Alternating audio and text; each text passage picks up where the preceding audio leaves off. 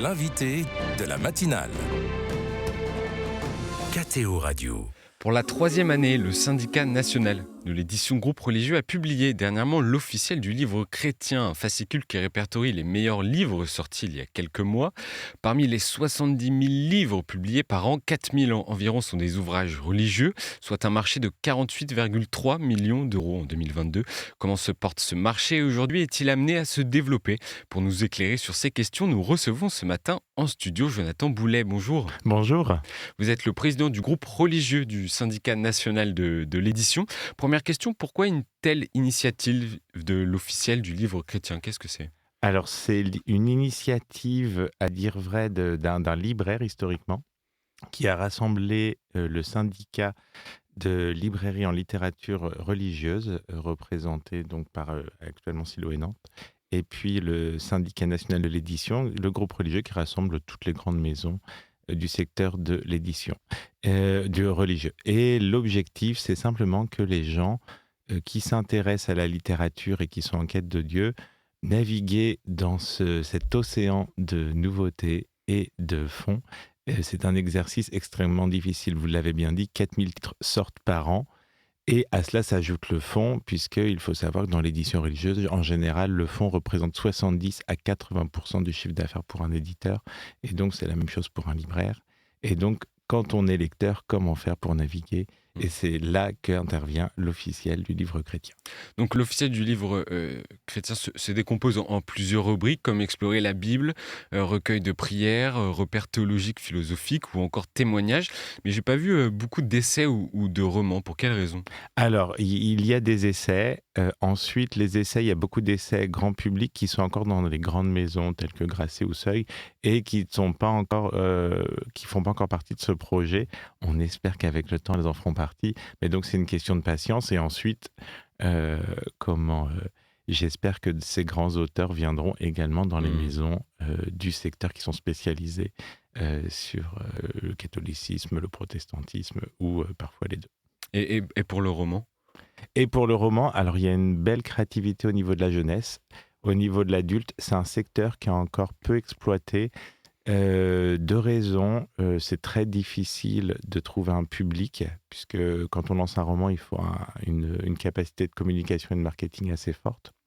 Et la deuxième chose, vous avez bien noté qu'à la rentrée littéraire en septembre, en général, vous avez déjà sur le marché général 600 à 700 nouveautés au bas mot, ce qui fait que pour être concurrentiel sur notre secteur avec des moyens qui sont beaucoup plus faibles, on n'a pas encore réussi, mais si vous avez des idées de romans, j'ai le souvenir que première partie en a sorti il y a 1 an et demi, et je les félicite pour cela, n'hésitez pas à les envoyer à vos maisons, puisque ça a rencontré un certain succès, et je pense qu'il faut le cultiver.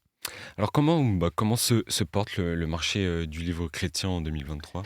Alors, c'est un marché, on va dire, qui est dynamique, qui est très concurrentiel, puisque vous avez bien dit 4000 nouveautés par an, c'est beaucoup par rapport au nombre de chrétiens en France.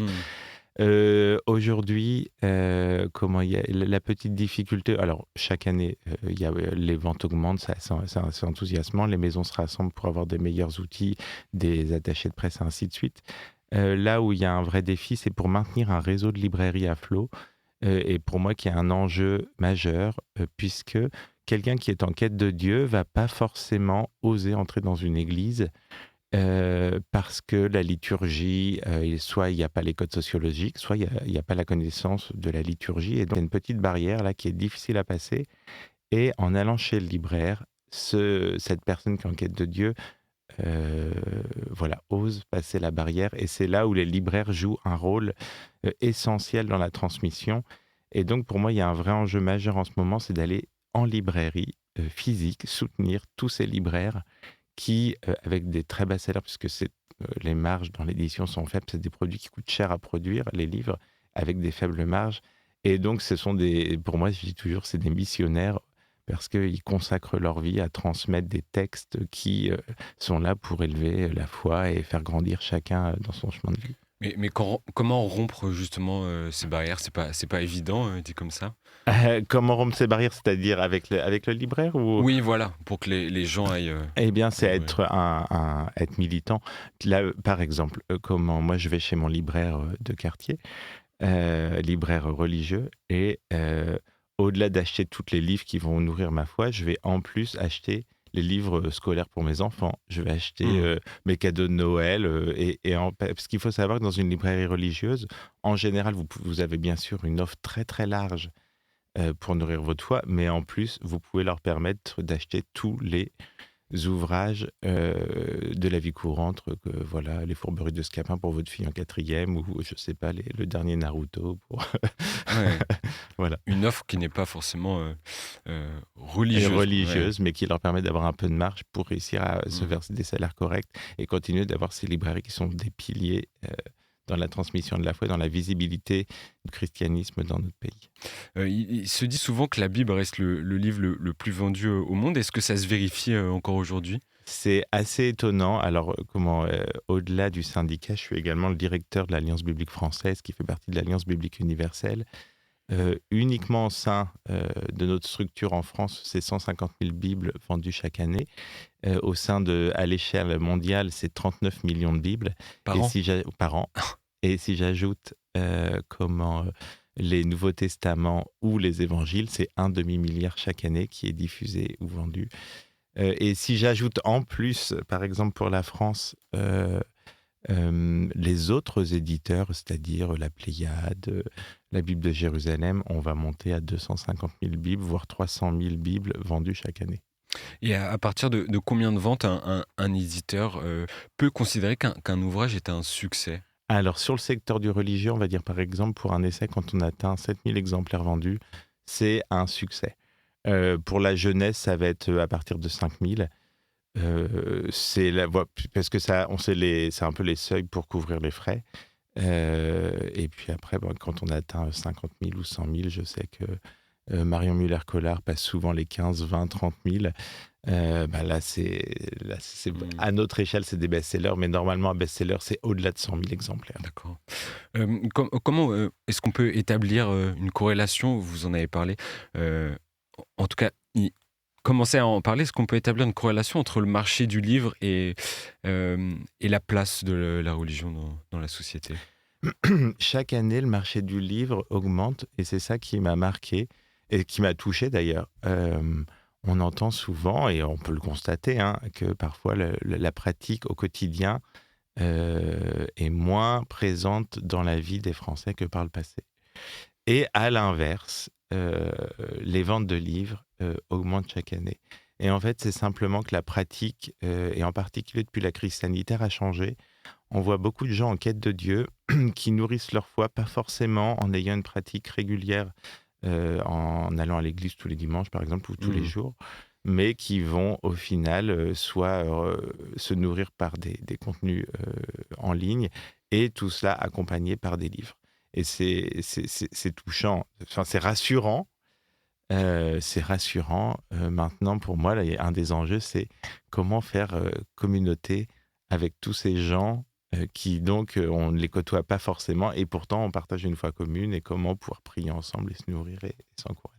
Vous avez parlé des enjeux. Quels sont les enjeux justement pour les maisons d'édition chrétiennes comme Artege, Salvator ou Première Partie, vous en avez parlé, pour exister face aux grosses maisons généralistes comme Seuil ou Grasset qui, elles aussi, publient des ouvrages religieux? Eh bien, comment? Alors, bien sûr, il y a un enjeu éditorial.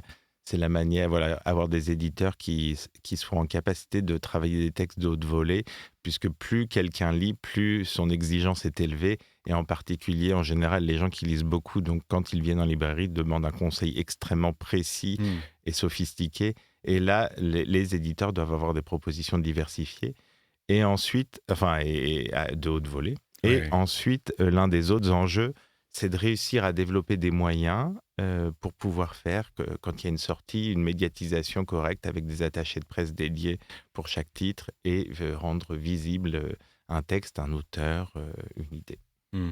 Faut réussir à dynamiser, innover, et ça, j'imagine que c'est particulièrement Ça, compliqué. ça, c'est compliqué. À la fois, C'est un des grands enjeux. Comment voilà, moi je sais qu'on réfléchit à faire des campagnes de publicité dans le métro. Là, on va travailler avec une agence traditionnelle, enfin du marché général, pour visibiliser tous ces textes qui touchent à la fois les croyants et aussi tous les gens qui sont ouverts au christianisme. Justement, vous anticipez sur ma question suivante. Comment attirer de nouveaux lecteurs vers la littérature généraliste religieuse, d'autant plus des lecteurs qui ne sont pas forcément des fidèles ou des croyants? Eh ben, il y a 2 types d'approches et les 2 sont essentiels. Il y a une approche très classique où les gens veulent des enseignements classiques avec le catéchisme de l'Église catholique ou avec la théologie protestante en fonction des églises. Et puis ensuite, il y a tout un tas de textes où les gens sont en quête d'authenticité et d'honnêteté. Et c'est là où il y a un gros public, c'est ce fameux public que je vais appeler sur le parvis de l'Église. Et là, il y a des textes où on doit être authentique sur nos succès, nos échecs, notre mise en question, comment est-ce qu'on va affronter la crise environnementale, la sexualité de nos enfants, le dialogue interreligieux, le vivre ensemble. Il y a beaucoup de sujets sur lesquels on peut encore écrire, il y a de l'espace et il y a un public, un lectorat qui est en attente de ce type de texte. Et pour terminer, est-ce que vous auriez 2-3 ouvrages que vous pourriez conseiller à nos auditeurs justement qui sont parus dans l'officiel du livre chrétien? Alors, je connais pas tous les titres, alors comment, Ouais, ceux qui vous viennent en tête. mais qui sont, comment je recommande vivement les Marion Muller-Collard, hein, que ce soit L'autre Dieu, que ce soit Ma vie funambule qui est sortie là il y a 6 mois. Je vais également recommander le roman de première partie. Alors j'ai pas le titre en tête, mais ils sont donc un. Et n'hésitez pas à les appeler ou m'envoyer un mail si besoin est. Et puis, je recommande toujours d'avoir une Bible. Et là, il y a une dernière traduction de la Bible, qui est la traduction en Nouvelle Français courant. C'est le niveau de français de quelqu'un qui a le bac en France. Donc, c'est 30 000 mots de vocabulaire et ça donne, pour les gens qui sont un peu découragés, c'est une traduction qu'on appelle dynamique, c'est-à-dire tout a été fait pour, et tout en restant proche des textes originaux en hébreu et en grec, de bien rentrer dans le texte. Et c'est ce qui ouvre l'officiel du livre chrétien. Et voilà, ça, c'est une pépite à avoir. Et comment est-ce qu'on peut retrouver l'officiel du livre chrétien? Sur Internet, vous avez un site Internet officiel-livre chrétien. Alors, officiel-livre-chrétien.fr.